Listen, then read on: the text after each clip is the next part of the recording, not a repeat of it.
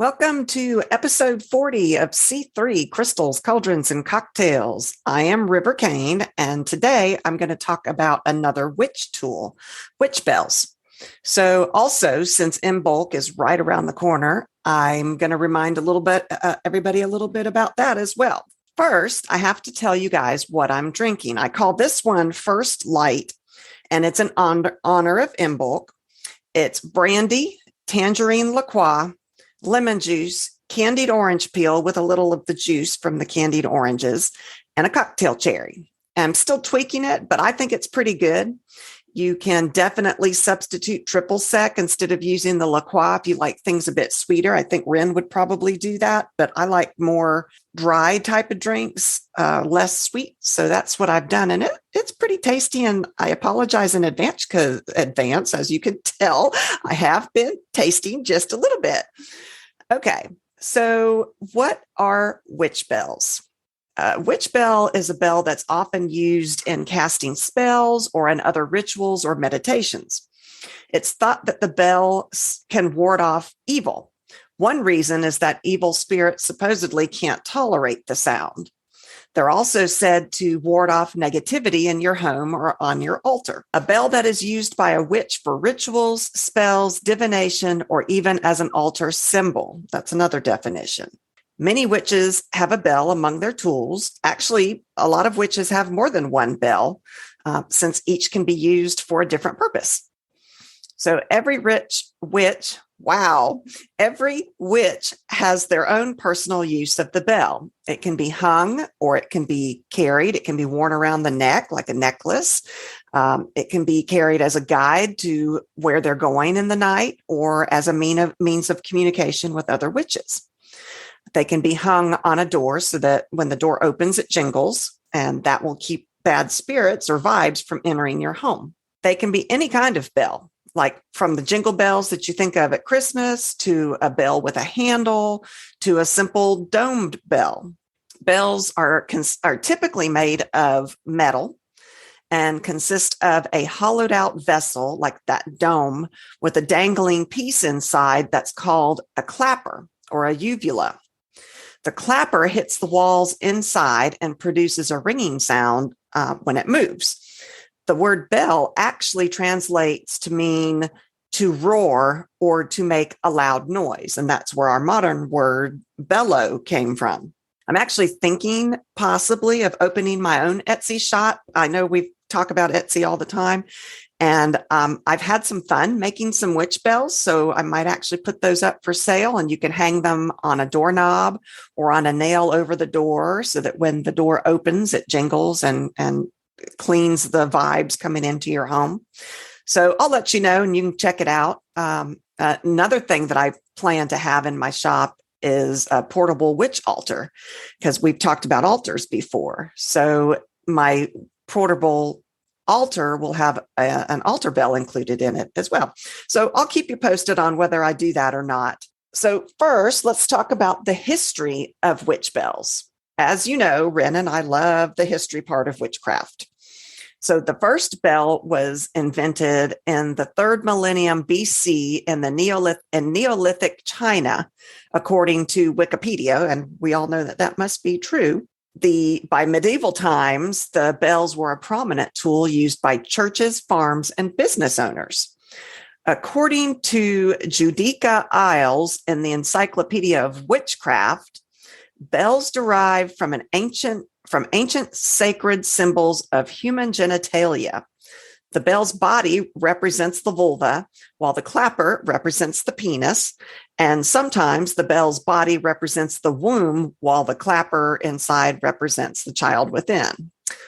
Not sure what I think about that. I know Ren would be going, "Oh no," but it sounds like a little bit of a overreach to me, but maybe not. Maybe that really is what they thought in the past. In the past, bells were a means of sounding an alarm or to gain attention to a situation. For example, soldiers at city gates would ring a large bell to let everybody know that there were invaders on the horizon, or to let the town know there's a fire and everybody needed to come out.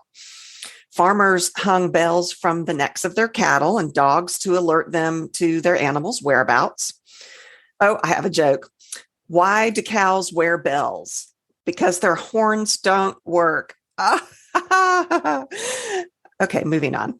Attaching a bell to a door of a business allows its owner to know that someone has entered the shop.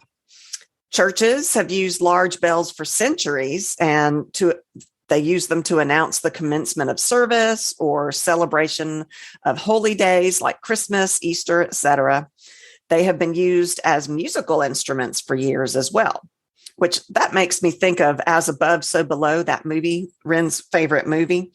And in that one scene, the main character goes to recruit an old friend of hers, and he's illegally fixing this church bell when she finds him. The church bell hadn't rung in centuries. It was broken. And he goes in there and fixes it. And, the whole town is like astounded when the bell just starts ringing again. After 1000 AD, people started to make bells from iron. And according to European lore, iron scares off, or at the very least, agitates fairies. Did you know that another use of iron was that people would keep iron horseshoes above their doorways to ward off the fae and evil spirits? In fact, I remember one folktale that says you have to hang the horseshoe upright so that the luck doesn't spill out of it. Church bells were said to scare off trickster spirits. In fact, loud sounds in general, like those from bells or chimes, were said to scare off ghosts and demonic entities. And I wonder if that's because they're made of iron, or is it the actual sound that has the cleansing protective effect? It's probably both, but for me, that sound is super important. I can feel the energy, I call it energy. Ren calls it vibes, the magic around me ripple and react to a ringing bell. Or out on my deck where I do a lot of my magic, I have wind chimes, and the sounds that the wind chimes make, I can feel an actual ripple in the energies around me. Or like those singing bowls, the song bowls that you rub it kind of looks like a mortar and pestle to me. And the pestle part of it, you go around the edge and it makes those sounds. And our chakras actually react to certain notes on the musical scale. So it could react to the sound of the bells as well. Which that reminds me of another joke, which y'all are probably going to say, oh no, and turn off the radio. Before they started using metal to make bells ring, they were using rocks, and they called it Jingle Bell Rock. Ah, ha, ha, ha. Da-da-da, bump, bump. Okay, that was bad. Let's move on. In African religions and voodoo, bells and dancing were often used to invoke the gods. Shamans have long used magical bells in their rituals to chase away evil spirits. In the Middle Ages, bell ringing was believed to clear the air of disease and was prescribed by some doctors, actually. So bells were also used to communicate or raise the dead. And I think I know where this idea came from, actually. Being buried alive was so common in the Victorian era that people were often buried with a string attached to a bell above the ground, so that if the person woke up in a coffin, they could ring the bell and alert those that were above the ground that they were still alive. Isn't that crazy? But back then, they really didn't have a definitive way to tell if a person was dead. They didn't have stethoscopes. They couldn't tell. That's actually, you guys, where the term saved by the bell comes from. Isn't that cool? So as far as bells being used for summoning the dead, there was one necromantic bell that was called the Bell of Gerardius. 18th century French instructions specified that the bell be cast from an alloy of gold, silver, fixed mercury, tin, iron, and lead at the exact day and hour of birth of the person who intends to use it. So for me, it would have to be done on the 28th of September at 11:57 in the morning for me to be able to use this bell to raise the dead. The bell would be inscribed with various astrological symbols and the magical words of Adonai, Jesus, and the tetragrammaton. Grammaton. I don't know what that is. I should have looked it up so I could tell you what it all is. The bell was then wrapped in green taffeta and placed in the middle of a grave in a cemetery. It was left there for 7 days, during which time it was supposedly absorbing the vibrations and emanations, I guess, of the graveyard and the dead people. And at the end of the week, the bell was properly cured and ready for necromancy rituals. Did you know that the largest bell ever created is still standing? It's known as the Tsar Kolokol, the bell, which now rests safely upon a platform in the Kremlin in Moscow, Russia. It weighs over 2,000 tons, which is 4 million pounds, and it stands about 20 feet tall. It has never been rung, which, can you imagine the sound that bell would make? That's crazy. And I wonder, if it's never been rung, why did they make it? What was it made for? Isn't that weird? So how to use witch bells in your practice? You can use them to clear and charge crystals and other metaphysical items, as well as putting the bells on the door to bring good fortune into your home and to keep bad things out of your home. You can use it to invoke, vanish, or call spirits. In Wicca, it can be used for invoking the Wicca goddess. It is said that fairies love bells, although apparently not iron ones, so that they can be used to please them and hopefully keep their mischief at bay. Just make sure it's not iron. Bells can be used to represent the element of air or water in spells, rituals, and holiday ceremonies. For energy cleansing, witch bells are popular among practitioners of witchcraft to ward off bad energy. You can cleanse your home or space without using smoke or things like that, like using sage or incense, or for like Nika, who doesn't like to use salt, then perhaps ringing a bell in her area would be a great way to clean out negative energies and purify her space for getting ready to cast spells. A bell hung on a door is said to grant wishes and draw prosperity into the home. Bells can be used to represent, I already said that, the element of air. Ringing of the bell can be used to balance the mind and is helpful for meditation, or whatever chakra that the note of that bell relates to, as far as the chakras in your body. Some use the bell rather than air. It represents water because the sound waves are emulating waves of the bell's ring. It's the wave idea. A bell can be rung after casting a circle to create a bubble of protection and energy. And then you ring it after the circle has been dispersed or released, as I talked about before, to disperse the remaining energy safely. Did you know that many believe that hanging a bell over an infant's crib will protect the child from ghosts and demons? I thought that was pretty cool too. You know, with all these did you knows, I kind of feel like Tyrion Lannister from the Game of Thrones. I drink and I know things. At any rate, witch bells can be used for many things in your practice. The types and how you use them and when you use them are all up to your personal preference. That's all I've got on witch bells, but I would like to mention Imbolc, which actually in Gaelic, the B is not pronounced. It's Imbolc in Gaelic. At any rate, I've always called it Imbolc. And it begins at sundown on January 31st and ends at sundown on February 1st. I did see some sites that say it was on February 2nd this year. I think just do your own research. It is the celebration of the awakening earth. I actually have daffodils, y'all. They're coming up in my front yard right now. That's just crazy to me. It's a fire festival. It celebrates the home and the halfway point between winter solstice and the spring equinox. So it's actually midwinter. We're right here at midwinter. It's quite literally midwinter. And so the days are going to continue to grow lighter and lighter and lighter. But it is still dark and cold outside. Like right now, I'm chilled. I was watching TV earlier and I had a heated blanket on me because I was a little bit chilled. But aspiration and ambition are beginning to stir. The tiniest little bits of enthusiasm are starting to awaken beneath the surface of the earth and beneath the surface within us too.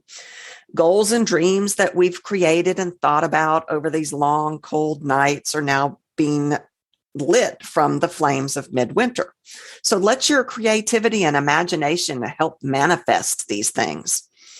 The overall intentions and spiritual meaning of Imbolc are transformation, purification, fresh beginnings, and the celebration of the return of the light, which is why I named my drink today in honor of Imbolc. In Celtic society, Imbolc celebrated the lactation of the ewes or the milking of cows, because milk at that time it still contains healthy nutrients, but at that time, it was during winter months that other food supplies were very scarce. And so these dairy products and this milk was a way of surviving and nourishing the people. So Imbolc intentions you might want to set for this Imbolc this year are creativity, awakening, introspection, inward focus, fresh beginnings, perseverance, patience, renewal, pureness, personal development, shifting, revision, healing, frugality, self-care, which is a huge one. I think this year in 2022, we're all just tired from COVID and from everything else. So self-care is huge, I think, for us in 2022. And youth. And as you guys know, I love my food. So, of course, I like to celebrate these Sabbats with food.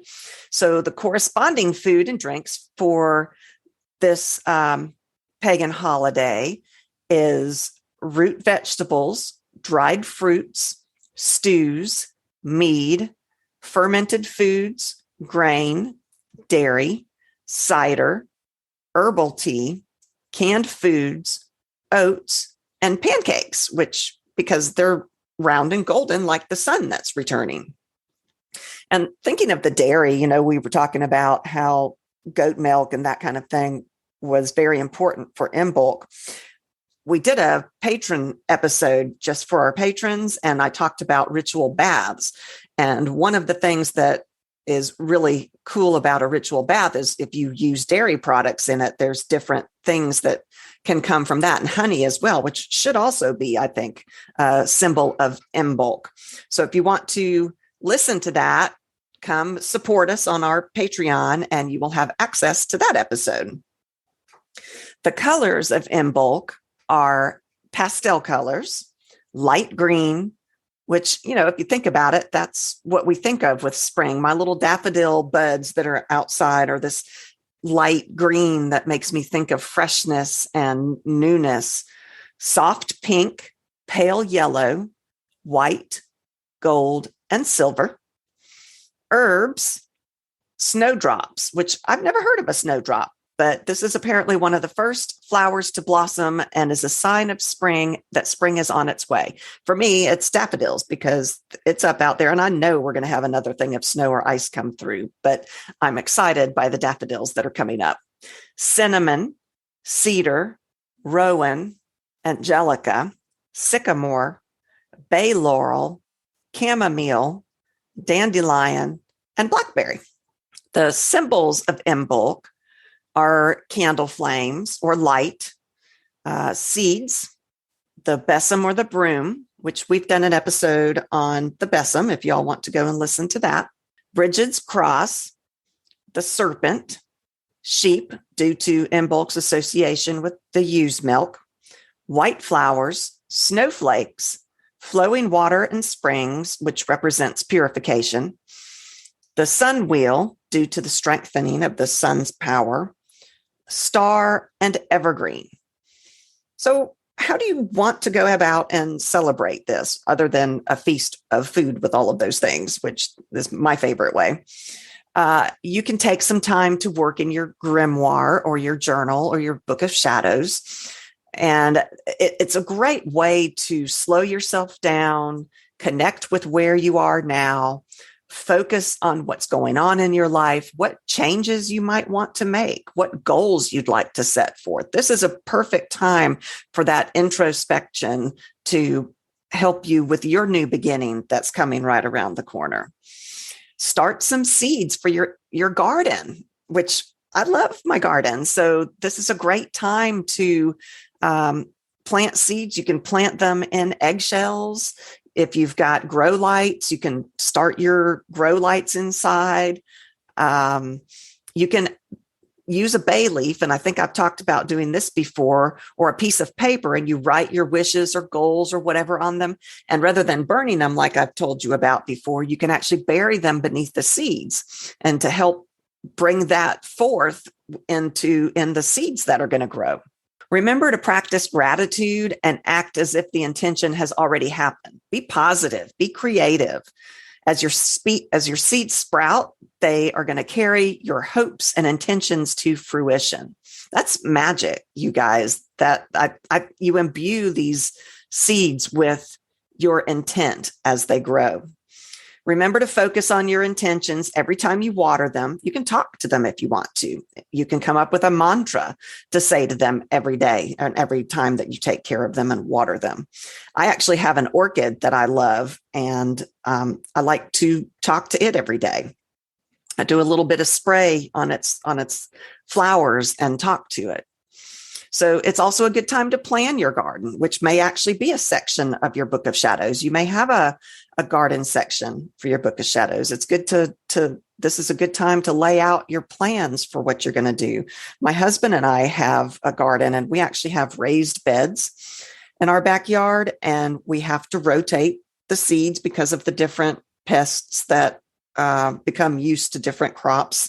And so this is a great time for us to sit down and say, well, what do we want to grow this year? What seeds do we need to order? Make candles to celebrate the returning light. Pre-spring clean. This is one that Rin would love to do. That girl, my Lord, she loves to clean like nobody I've ever seen before. So that's what I've got for this episode. We were hoping that she could join us for this one, but she just couldn't do it. So hopefully she'll join us soon. And thank you for listening. You can find us at our website, www.c3witchypodcast.com. From there, you can find us anywhere. You can email us. You can actually listen to the podcast on our website. You can get to all of our social media. We're on TikTok, Instagram, Facebook, Twitter, all at C3 Witchy Podcast. You can also find a link to our Patreon, which will allow you to support us. We can't make this podcast without your help. So please click on that link and support us. If you want another way to help us, tell your friends about us. Retweet our tweets. Leave us a review. That would be awesome. So thank you to our existing patrons. We love you guys. And hopefully Rin will be back soon. And either way, I'll be back.